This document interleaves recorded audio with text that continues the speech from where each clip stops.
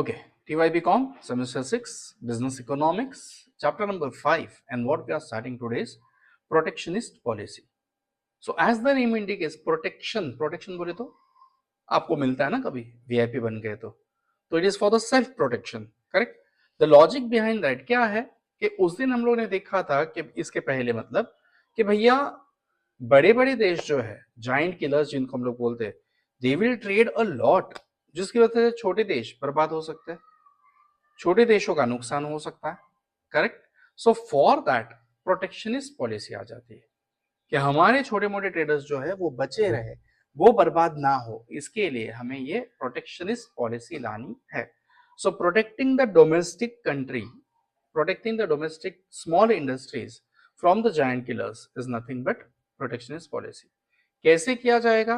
तो भैया रोक लगा दो कि हम आपसे इतना ही खरीदेंगे, टैक्स लगा दो कि अगर आपने ऐसा किया तो हम लोग टैक्स लेंगे, सब्सिडी दे दो कि अगर हम हमारे यहाँ से खरीदते हो तो हम आपको इतना % सब्सिडी देंगे, कम रेट देंगे, डिस्काउंट्स देंगे, करेक्ट? सो इससे क्या होगा, आपका एक्सपोर्ट प्रमोट होगा और इंपोर्ट आपने रेस्ट्रिक्ट कर दिया है. कुछ लोगों का मानना है नो डाउट कि भैया open door policy, free trade ही अच्छी है, जिसको जैसे बिजनेस करना है वैसे करे, no limits on the trade.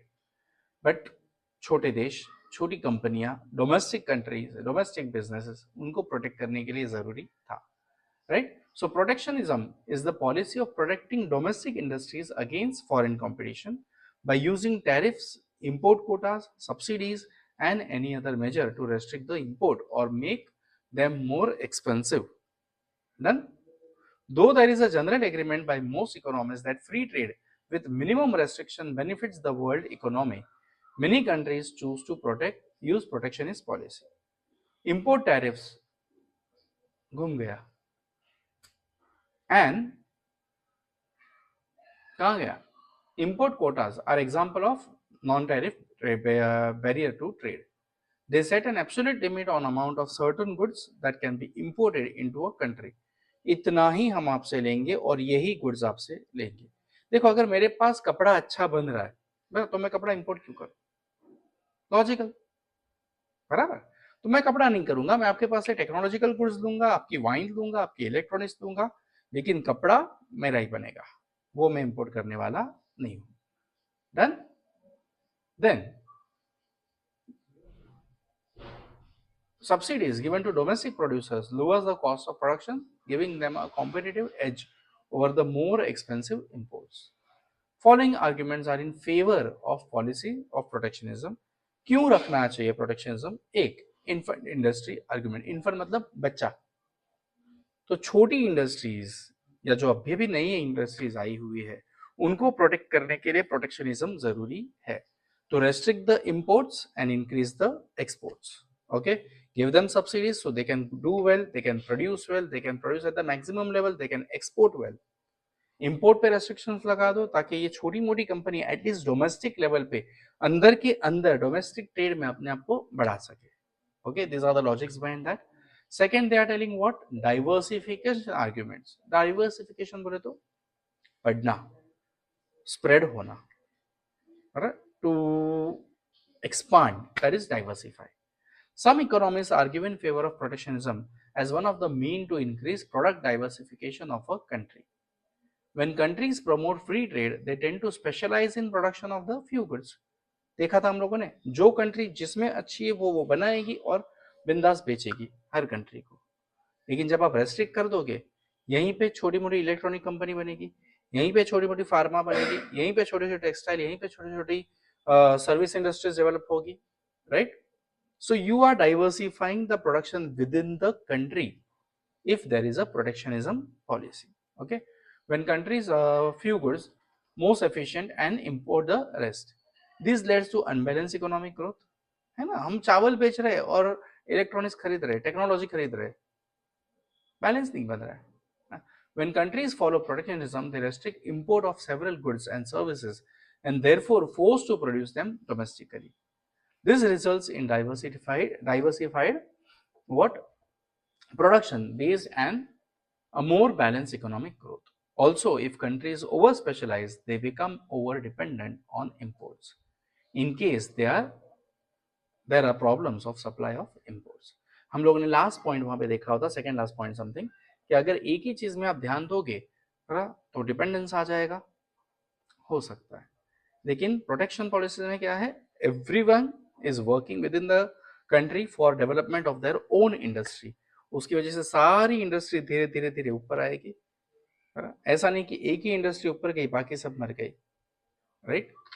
Then employment argument, many people will be getting employment. देखो स्किल बहुत लोगों के पास बहुत सारे हैं, but in free trade when we were concentrating only on one industry there was a problem. But अब सारी इंडस्ट्रीज काम कर रही है, तो स्किल्ड है, अनस्किल्ड है, बराबर, सेमी स्किल्ड है, ये चारों तरह, ये तीनों तरह के लेबरर्स को एम्प्लॉयमेंट मिलेगी। छोटी मोटी इंडस्ट्रीज डेवलप होती रहेगी, जो लोकल बिजनेस है जैसे कि अपने हैंडीक्राफ्ट है, सिल्क है, राइट, वो डेवलप होगा। Then balance of payment argument, अब जब सारी चीजें डेवलप हो रही है, सारी चीजें प्रोड्यूस हो रही है, हम सारी चीजें थोड़ी थोड़ी बेच रहे हैं। पहले ये होता था कि प्राइमरी गुड्स ज्यादा है लेकिन टेक्नोलॉजिकल गुड्स आ रहा है, तो बैलेंस ऑफ पेमेंट नेगेटिव था। But when you are exporting everything and importing everything to a certain limit, to the limited extent, आपका पेमेंट कम जाएगा और इनकम ज्यादा आएगी। तो बैलेंस ऑफ पेमेंट थोड़ा सा जो पहले ऐसा था वो एटलीस्ट इतना आने का चांसेस बढ़ जाता है, right. imposition of tariffs and quotas restrict import and save foreign exchange, import पे आपने restriction लगा दिए है, therefore they help in improving country's balance of payment, okay. Tariffs can also be used to make nations terms of trade more favorable. If a country exports commodity with relatively elastic demand, then imposition of tariff can improve its terms of trade, right. Then pauper labor argument, pauper labor argument क्या है, तो in industrially advanced countries the cost of labor is high and then that in lesser industrially advanced countries, पर आप बहुत सारी जगह पे बहुत महंगी महंगी ये मजदूरी मिलती है, लेकिन अपने यहाँ पे मजदूरी कम हो रही है, इसीलिए लोग इंडिया छोड़ के बाहर जा रही है, वहां पे कमाई है। Generally in less developed countries or less developed highly populated countries labor cost is low, right. These countries have comparative advantage in the production of labor intensive commodities over those countries that have higher labor cost. Therefore it is argued that if industrially advanced economy, barabar, their domestic labor will face competition from cheap foreign labor, there will be job losses and labor will lose sources of livelihood. This terms as pauper labor argument. इसी को क्या बोलते हैं, pauper labor argument. Most populous गरीब countries labor cost कम, बराबर है, कम population rich countries labour cost high, तो इसी को बोलते हैं pauper labor. अब जब आप पूरी इंडस्ट्री को डेवलप करोगे, एम्प्लॉयमेंट बढ़ेगी, तो शायद लेबर कॉस्ट बढ़ने का चांस है। Anti dumping argument, what is anti dumping argument, आप जो डंप कर रहे थे ऊपर ही था ना वहां पे लास्ट पॉइंट, अब वो होगा क्या, नहीं, हर कंट्री के पास उतना ही है जितना उनको चाहिए, उतना ही मांगेगी जितना उनको चाहिए, जो थोड़ा बहुत एक्स्ट्रा है वो भेज देगी, राइट। सो डंपिंग का प्रॉब्लम यहाँ पे सॉल्व हो जाएगा। Dumping is the act of selling cheap goods in foreign market in order to gain market access and kill competition, बराबर। Often countries that have cost advantage dump goods in high cost market. This harms the domestic producer and labor. In order to protect domestic industries and workers, tariffs are imposed on import, बराबर। सस्ते में बेचकर ज्यादा profit कमाना ये भी एक dumping कहलाता है, वो ना हो इसके लिए रेस्ट्रिक्टिव या प्रोटेक्शनिस्ट पॉलिसी अपनानी चाहिए। Sources of government revenue, when the local industries, various types of industries will develop, obviously government will earn revenue from our taxes itself, बराबर। स्ट्रेटेजिक आर्ग्यूमेंट, तो स्ट्रेटेजी है भाई, इंपोर्ट को रोकना है तो उनके ऊपर टैक्स लगा दो, वो लोग अपने को बेचने नहीं चाहेंगे तो अपना इंपोर्ट रुक जाएगा, और लोग कुछ भी करके, भाई हुक और बाय क्रुक, मतलब कुछ गंदा वर्ड आया था लेकिन अब बोल नहीं सकता यहाँ पे, क्लासरूम में हो तो बोल देता हूँ, है ना, बाय हुक और बाय क्रुक लोग क्या करेंगे, लोकल कमोडिटी खरीदने के लिए जाएंगे। तो एक स्ट्रेटेजी है एक्सपोर्ट को बढ़ाने के लिए और इंपोर्ट को रोकने के लिए और बैलेंस ऑफ पेमेंट को बैलेंस करने के लिए। Okay, last is self sufficiency.